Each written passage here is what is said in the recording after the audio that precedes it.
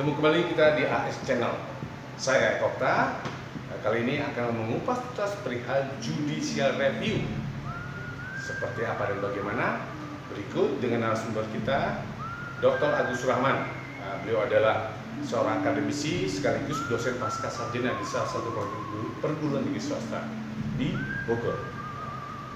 Mari kita kupas tuntas. Kita kan sekarang lagi rame ya tentang judicial review atau hak uji material. Hak uji material itu kan ialah kewenangan dari lembaga yudikatif.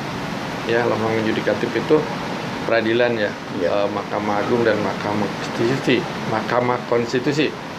Jadi ada dua, satu kewenangan Mahkamah Konstitusi yang diatur dalam undang-undang itu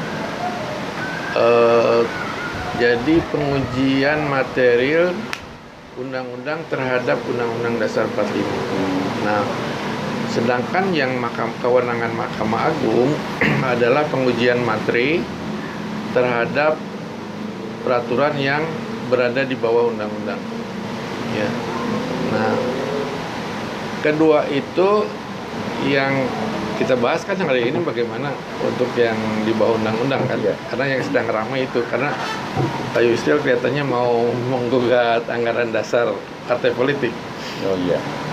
Cuman kalau kita lihat di Undang-Undang 11 ya tentang pembentukan undang-undang kan itu urutan perundang-undangan itu kalau kita baca misalnya di sini ya pasal 7 ya. Plus di dalam Undang-Undang nomor 12 tahun 2011 ya. Itu jelas hierarkinya adalah sebagai berikut. Undang-Undang Dasar ya kan? Terus ketetapan MPR. Kemudian undang-undang atau peraturan pemerintah pengganti undang-undang. Peraturan pemerintah, peraturan presiden, peraturan daerah provinsi dan peraturan daerah kabupaten kota. Ya kan itu. Mungkin ini edukasi aja buat teman-teman atau masyarakat kita ya, bahwa itulah yang akan diuji kalau di bawah undang-undang. Nah, itu diajukannya nanti bisa langsung ke Mahkamah Agung untuk pengujiannya. Kemudian juga bisa melalui Pengadilan Negeri dan PT UN. Itu. Ya, Pak, hak melakukan judicial review ini umumnya digunakan oleh mereka yang dari latar belakang hukum. Publik atau masyarakat umum ini jarang yang sejauh ini terpantau, mungkin jarang yang begitu paham mengenai judicial review atau bagaimana teknis mereka berangkat dari rasa ketidakpuasan dan bagaimana mereka harus melakukan judicial review. Mereka pun kebentur dengan persoalan bingung.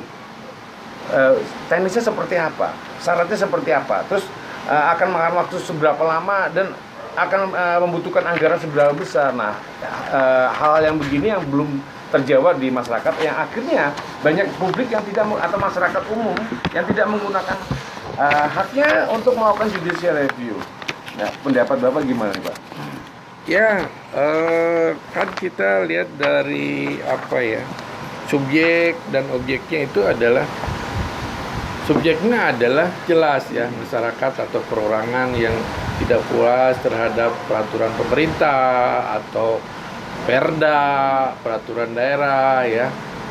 Itu kemudian bisa mengajukan judicial review ke Mahkamah Agung, tapi bukan ke Mahkamah Konstitusi.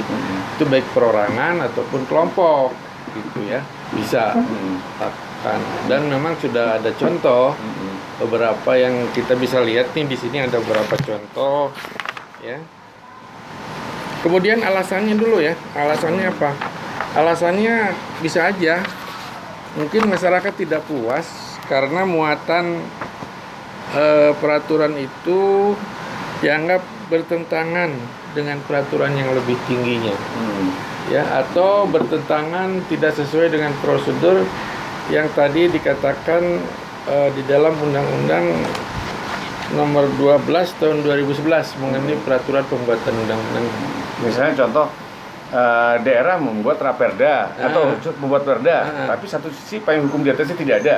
Contoh bahasa lugasnya kayak Perda KTR, Perda kawasan tanpa rokok. Di atasnya nggak ada payung hukum yang berkaitan dengan itu, disebut-sebut begitu. Nah, itu salah satu contoh mungkin. Ya gitu bisa dilakukan. Itu Soal bisa diterima atau tidaknya itu kan urusan Mahkamah Agung nanti kan. Gitu, ya. Ya karena kan namanya permohonan bisa diajukan, tapi memang objeknya jelas kan, ada undang-undang atau peraturan daerah yang dianggap bertentangan dengan undang-undang yang di atas.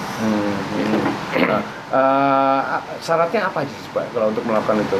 Syaratnya ya alasan ya. Iya. Alasannya adalah tadi itu bahwa hak uji materi itu alasannya karena satu tadi. Jadi misalnya bertentangan dengan undang-undang yang di atasnya, dianggap bertentangan dengan undang-undang gitu yang ya. di atasnya.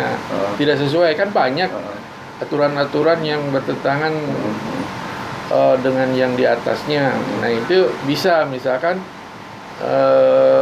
di dalam undang-undang apa ya, misalkan undang-undang tenaga kerja misalkan. Nih, tapi di bawahnya tuh terus kemudian harus apa gitu, ada peraturan pemerintah, itu bisa juga diajukan gugatan atau permohonan. Oh gitu. Mungkin ini Pak ya, sejauh ini yang mereka yang melakukan judicial review di Indonesia, datanya mungkin terbilang masih sedikit ya Pak ya? Ya sedikit, karena memang mungkin mereka juga korban ketidaktahuan. Ketidaktahuan, iya. Jadi saya udah katakan tadi kan alasannya. Kemudian siapa objeknya, ya kan?